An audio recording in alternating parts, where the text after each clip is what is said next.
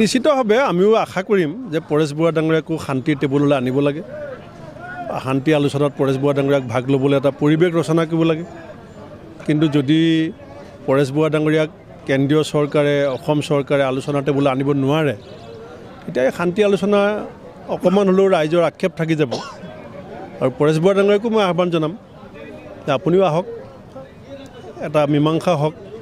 বহুত দীঘলীয়া সংগ্ৰাম হ'ল, একাংশই বুজি পাইছে, তেখেতেও এই কথাখিনি উপলব্ধি কৰিব বুলি মই আশা কৰিছোঁ। আমি গোটেই অসমৰ 126টা বিধানসভা সমষ্টিত BLA প্ৰশিক্ষণ শিবিৰ পাতিবৰ কাৰণে নিৰ্দেশ দিছিলোঁ। আজি দলগাঁও সমষ্টি ভিত্তিত যি BLA 340 গৰাকী আৰু বুথ সভাপতিসকলৰ প্ৰশিক্ষণ শিবিৰ মোকো মাতিছিলে ইলিয়াছ আলী ডাঙৰীয়া আমাৰ জিলা কংগ্ৰেছে।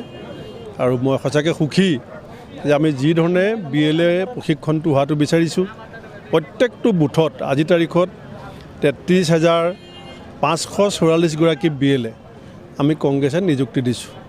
যেনেকৈ দলগাঁৱত 340 গৰাকী, আৰু আমি খুব আশা কৰিছোঁ যে BLA সকলে আৰু বুথ সভাপতিসকলে এইবাৰ নিজৰ নিজৰ ভোট কেন্দ্ৰত কংগ্ৰেছ দলে কেনেকৈ নেতৃত্ব আগবাঢ়িব পাৰে তাৰ কাৰণে তেওঁলোকে ভূমিকা গ্ৰহণ কৰিব। দৰং ওদালগুৰিটো আমি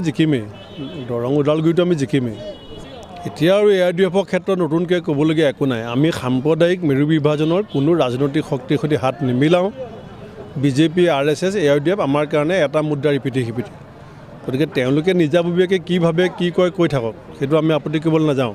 কিন্তু আমি কেতিয়াও ৰাজনৈতিক যোনে ধৰ্মীয় মেৰুকৰণ কৰে, সাম্প্ৰদায়িক মেৰু বিভাজনক কাৰ্যসূচী হিচাপে লয়, আমি তেওঁলোকৰ সৈতে হাত মিলাব নোৱাৰোঁ আৰু হাত নিমিলাওঁ।